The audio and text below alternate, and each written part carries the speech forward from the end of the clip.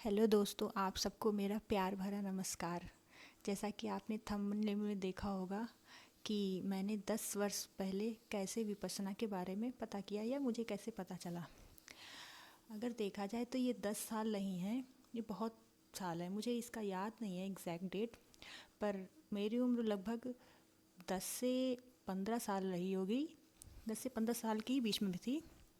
तो पहले दूरदर्शन पर एक शाम को भक्ति के कुछ गीत वगैरह आते थे। तो उसमें ये जो हम लोग का जब आर्य मौन खुलता है उसके पहले मंगल मैत्री साधना होती है।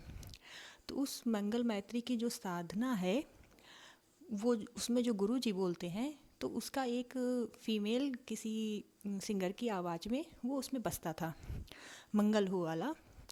तो उसमें जब मैं देखती थी तो कहीं एक बिच्छू रेत पे जा रहा है, उसका कह रहे हैं मंगल हो। सांप जा रहा है, कह रहे हैं उसका मंगल हो। तो लगता था कितना अच्छा है ये, कितना अच्छा लग रहा है इसको, देखो कितना अच्छा गीत है कि मतलब जो विष भी लिए हुए है उसका मंगल होने की कामना कर रहा है। बड़ा अट्रैक्ट करता था वो मतलब सॉन्ग मुझे। कुछ दिन बाद ऐसा हुआ कि मेरे भैया जो बीएमएस डॉक्टर हैं, उनका निमहैंस में ड्यूटी लगी हुई थी। तो वहाँ पर विपश्यना कैसे मेंटल हेल्थ पे काम करती है इस बात की रिसर्च चल रही थी।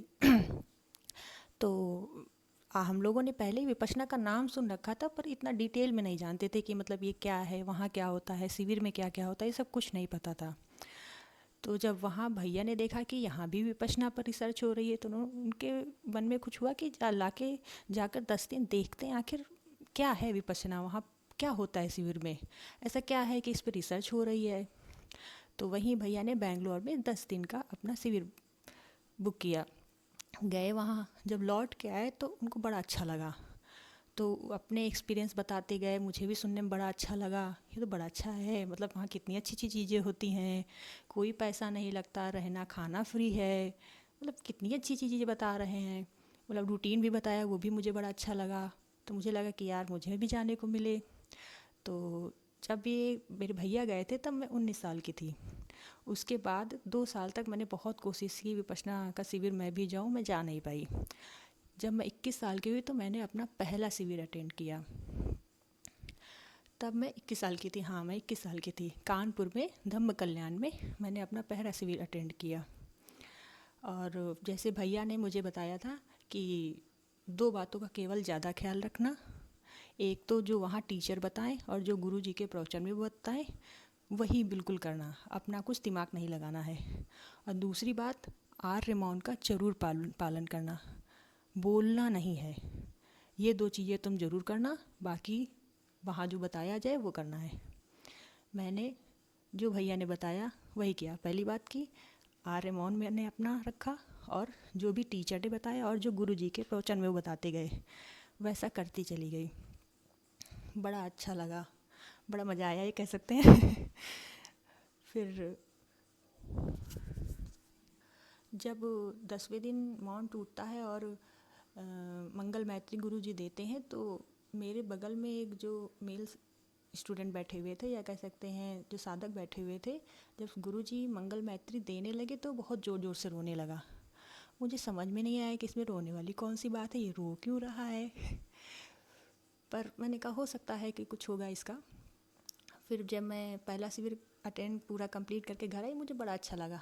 गुरुजी ने कहा था सुबह शाम 1-1 घंटा ज़रूर करना है इस धर्म के पौधे को पानी देने के लिए। मैं वो भी करती रही। फिर जब 1 साल बाद मैं फिर से दोबारा गई 10 दिन का शिविर अटेंड करने, तो जब फिर वही हुआ, गुरुजी जब 10वें दिन मौन खुलता है, जब खुलने के पहले जब गुरुजी मंगल मैत्री देते हैं, तब उस टाइम मुझे रोना आया।